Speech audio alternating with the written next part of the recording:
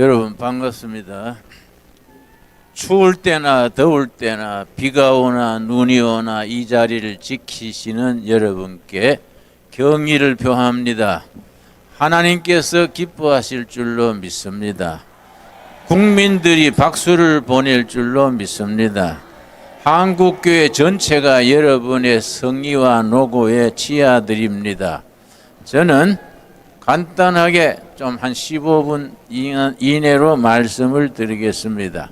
결론을 먼저 드리자면은, 첫째, 윤석열 대통령은 오늘 석방된 것을 참 축하하면서 이제 다 모든 걸 지나서 대통령직을 이어서 2년간 잘 다스리게 될 줄로 믿습니다. 두 번째, 이재명 더불어민주당 대표는 가야 될 길이 있습니다. 감옥으로 가게 될 줄로 압니다. 가서 좀 급하게 나오지 말고 한 10년 푹 썩으면서 수양을 하게 될 것이라 생각됩니다.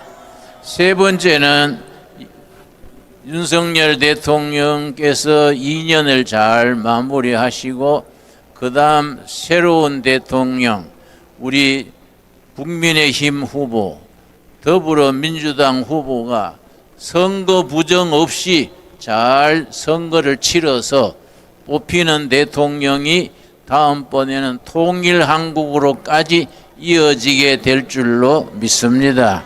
여러분, 저는 윤석열 대통령이 잘한 것이 두 가지 있다 생각합니다. 윤석열 대통령도 물론 잘한 거 못한 거 있겠지만은 가장 잘한 거 두 가지라 생각합니다. 첫째는 한미일 동맹관계를 확실히 세운 것을 아주 잘한 것이라 생각합니다. 두 번째는 지난해 12월 3일에 계엄령을 선포한 것이 참 잘한 것이라 생각합니다.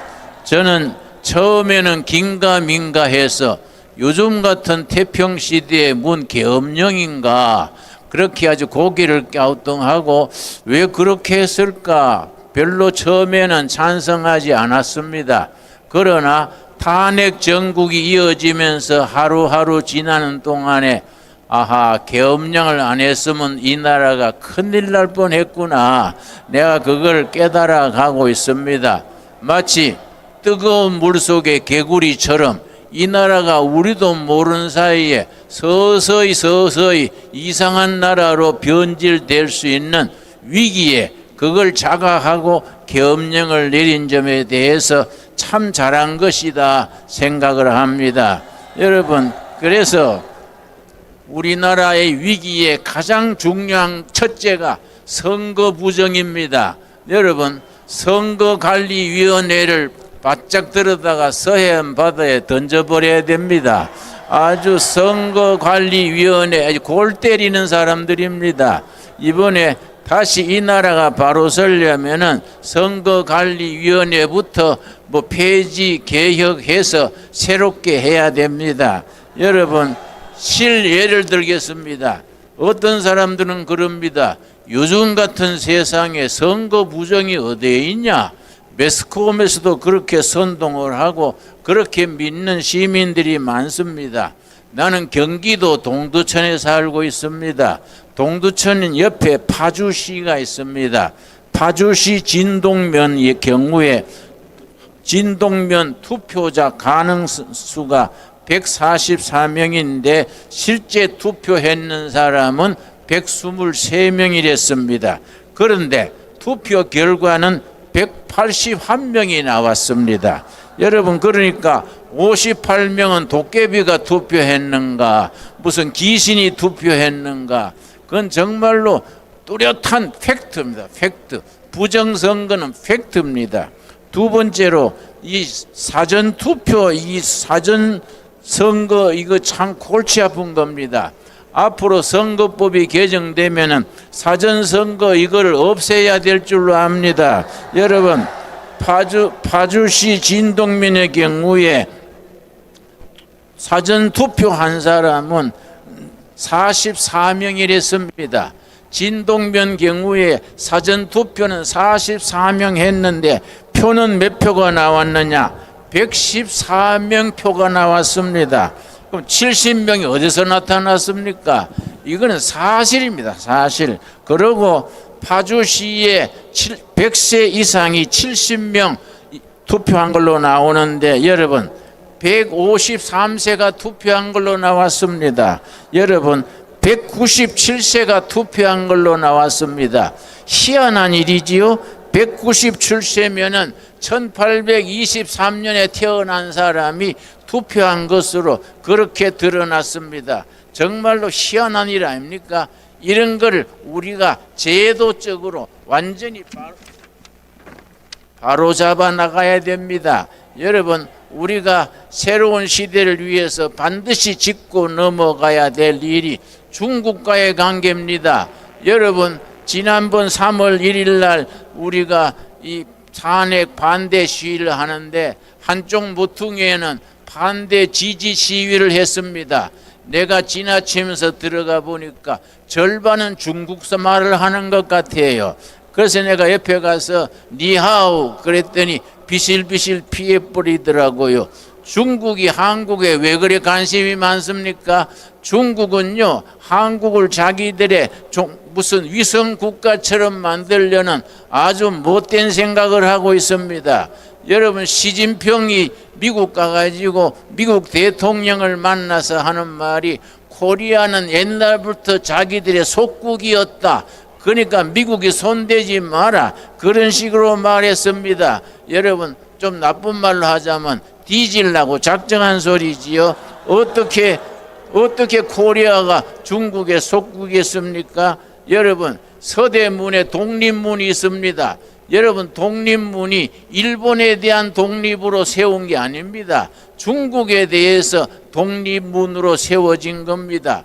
나는 북한에 여러 번 갔었습니다. 여러분, 북한의 육군사관학교 격인 장교 훈련하는 학교 뭐라고 써놨느냐 하면은 북한 얘기입니다. 일본은 100년 숙적, 중국은 1000년 숙적, 그렇게 써놨습니다. 북한 사람들도 일본은 100년 원수고 중국은 1000년 원수라 그랬는데 이상하게 우리나라 정치가들 중에 더불어민주당 사람들 중에 중국을 모르게 떠받드는 사람들이 있습니다. 문재인 대통령이 중국에 가가지고 베이징 대학에서 강연하면서 중국과 한국은 공동 운명체입니다. 그런 골빠진 소리를 했습니다. 여러분, 중국이 망하면 우리가 같이 망하고 중국이 흥하면 우리가 같이 흥한다. 이게 공동 운명체 아닙니까? 그러고 우리 문재인 대통령이 시진핑한테 그랬습니다. 우리가 중국의 1대1로 정책에 동참하겠다. 그런 허튼 소리를 했습니다. 그런 사람들이, 그런 생각을 가진 사람들이 국회당에 모이면은 국회의사당이 골빈당 되지 않겠습니까? 여러분 참 이상합니다. 중국 공산당 창립된 것이 1921년입니다. 100주년 되는 게 2021년에 100주년 기념대회를 했는데 전 세계 공산당이 전부 깃발을 꼽아놨는데 그 중간에 더불어민주당 깃발이 있었습니다. 참 이상하지요? 여러분 그것도 알고 계십니까? 중국 공산당 100주년 창립 기념대회에 더불어민주당 당기가 꼽혀 있다는 거 나는 이해가 안 가요. 왜 그런 짓을 하는가? 이런 거 여러분 바로 잡아야 됩니다. 여러분, 우리나라가 정말로 중국에 대해서 얼마나 지난 세월에 어려움을 당했습니까? 여러분, 우리가 이런 판에도 우리 더불어민주당의 국회의장 이원식 대통령, 우원식입니까? 그 사람이 이 난장판에 중국 가가지고 시진핑 만나고 왔습니다. 뭐 하려고 만난지 나 참 궁금해요. 여러분, 이재명 우리 당 대표가 주한 미 대사 밑에 고개 숙여가지고 쎄색한 거 여러분 사진으로 보셨지요? 아, 참 그 사람 조금 지능이 모자리는지 돌아버렸는지 여러분 우리 성경적으로 말하면은 신약 구약이 안 들으면 지약이나 농약 먹어야 됩니다. 여러분, 우리가 좋은 나라 만들기 위해서 정말 지금 좋은 현상이 일어납니다. 우리가 가르치지도 않았는데 2030 세대들이 자기 자발적으로 나와가지고 탄핵 취소, 탄핵 반대 외치는 것이 눈물이 나도록 고마운 겁니다. 내가 지난번에 한남동 대통령 간자 앞에 가서 청년 대학생이 그 추운데 떨면서 자리를 지키길래 자네는 이 추운데 어째서 나와서 이렇게 있는가 그랬더니 뭐라고 하는 거 아니, 예 어르신네, 나는 윤석열 대통령 때문에 나온 게 아닙니다. 그래서 그럼 어째서 나올 건데 그랬더니 자유민주주의 지키려고 나왔습니다. 그러고 하는 말이, 그 대학생이 대답했습니다. 우리가 중국식 사회주의 할 수 없지 않습니까? 북한식 공산주의 할 수 없지 않습니까? 자유민주주의가 이어가야 안 되겠습니까? 그래서 내가 얼마나 고마운지, 내가 나이 든 사람이 뭘 좀 도와주면 좋겠냐 그랬더니 따끈따끈한 우동국물, 그 우동국물 생각나네요. 그거 뭡니까? 그 고기를 부셨는 그 뭐라 그러지요? 오뎅국물 생각납니다. 그래서 내가 얼른 밖에 나와서 2,000명분 오뎅국물 해다가 내가 보급을 했습니다. 여러분, 우리 청년들이 얼마나 고맙습니까? 그 2030 세대들이 그런 생각을 한다는 것이 우리나라가 미래가 있고 희망이 있는 증거라고 생각을 합니다. 여러분, 끝으로 한 가지 더 말씀드리겠습니다. 우리나라가 정말 하나님이 복 주시는 나라인 것이, 이번 계엄령 사태 이후로 한국 교회가 깨어난 것이 너무너무 감사합니다. 한국 교회가 그동안에 받은 많은 복을 누리는데 교회 안에서 머물러 있었는데, 이번에 나라의 위기를 느끼고 교인들이 깨닫고 이렇게 추운데도 나와서 여러분 예배드리고 태극기 흔드는 것이 얼마나 감사한 일입니까? 나는 여러분이 이렇게 나와서 태극기 흔드는 거 보이 눈물이 날도록 고맙습니다. 하나님께서 우리 이 나라를 지켜주실 줄 믿습니다. 여러분, 우리 특별히 개신교는 프로테스탄트 철치입니다. 프로테스탄트가 뭡니까? 저항하는 겁니다. 어리석은 정치에 대해서, 삐뚤어진 정치에 대해서, 헛된 이데올로기, 주체 사상에 대해서 우리는 목숨 걸고 저항해야 됩니다. 여러분, 우리는 제2의 전쟁입니다. 전쟁은 목숨 걸고 하는 겁니다. 여러분, 우리나라의 운동권 계열에는 두 계열이 있습니다. NL그룹이 있고 PD 계열이 있습니다. NL그룹은 내셔널 리버레이션, 민족 해방 전선이라 그래서 주사파라 그럽니다. 우리나라 운동권 출신의 80%가 NL 계열입니다. 주사파입니다. 여러분, 김일성 주체 사상이 민족의 희망이다, 이런 정신 빠진 소리 하는 사람들이 청와대도 들어가고 정당에도 들어가고 나라의 언론계도 들어가고, 여러분 이번에 보셨지요? 여러분 놀랬습니다. 헌법재판소 무슨 선거위원회 무슨 재판부 뭐 곳곳에 그런 불악취들이 진지를 틀고 있는 것이 나라가 얼마나 위험했습니까? 모르고 지나갔으면 우리가 그냥 앉아서 당하는 거이지요. 이럴 때 우리가 참 하나님이 보호하사 온 국민들이 계엄령을 통해서 깨닫고 이렇게 시위를 프로테스트 저항하게 된 것이 정말 얼마나 감사합니까? 한국교회는 이런 국민적 저항에 제2 6.25 전쟁에 우리가 앞장서서 나라를 구하는 우리가 전사들이 되어야 될 줄로 압니다. 여러분, 그 일이 교인들 중에 엉뚱한 소리 하는 사람 옆에서 뭐라 그러십시오. 정신 차리라고 뭐라 그러십시오. 여러분, 로마서 12장 2절에 있습니다. 세상 풍족을 따르지 말고 예수 그리스도 힘입어 변화되어서 세상을 변화시키라 했습니다. 여러분, 나를 한번 따라하겠습니다. 변화되어 변화시키자. 여러분, 다시 한번 더 하겠습니다. 변화되어 변화시키자. 변화되어 변화시키자. 예, 우리 나라를 변화시키고 교회를 변화시키고 아시아를 변화시키는 선두에 서는 한국교회가 되어지기 바랍니다. 그렇게 되어가고 있는 줄로 압니다.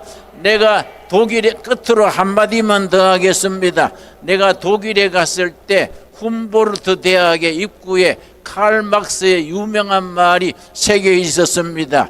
지금까지의 철학은 세계를 해석만 했다. 그러나 지금부터의 철학은 세계를 변화시켜야 된다. 내 그 말을 읽고 감동을 받아서 속으로 생각하고 내가 설교할 때 그 말을 인용하곤 합니다. 지금까지의 교회는 성경을 해석만 하고 교회를 지키기만 했다. 그러나 지금부터의 교회는 나라를 변화시켜야 된다. 우리 통일 한국 시대에 이룰 때까지 우리 교회가 앞장서야 됩니다. 여러분, 반드시 이루어질 줄로 믿습니다. 우리가 통일 한국 시대에 평양에 가서 같이 예배 드립시다. 여러분, 가까운 시일에 백두산에 가서 여름 수양에 열도록 합시다. 여러분 옛날에 독일의 니체란 철학자가 유명한 말을 남겼습니다. 나를 죽이지 못하면 나는 더 강한 사람이 될 것이다. 여러분, 윤석열 대통령을 죽이지 못하면 더 멋지고 더 강한 윤석열 대통령이 될 줄로 믿습니다. 여러분, 우리를 패배시키지 못하면 더 강한 우리가 정광훈 목사가 되고 우리 세종로 광화문 세력이 되고 더 강하고 멋진 대한민국을 함께 이루어 나가게 될 줄로 믿습니다. 여러분, 감사합니다. 네, 고맙습니다.